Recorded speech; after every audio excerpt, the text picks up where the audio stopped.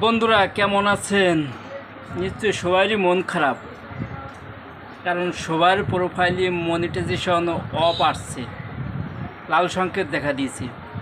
তো এটা নিয়ে টেনশন করার কোনো প্রয়োজন নাই। আপনারা 24 ঘন্টা ওয়েট করেন, ঠিকই প্রোফাইল আবার ঠিক হয়ে যাবে, মনিটাইজেশন আবারই পাবেন।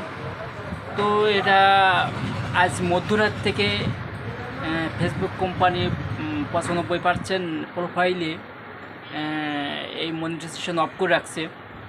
তো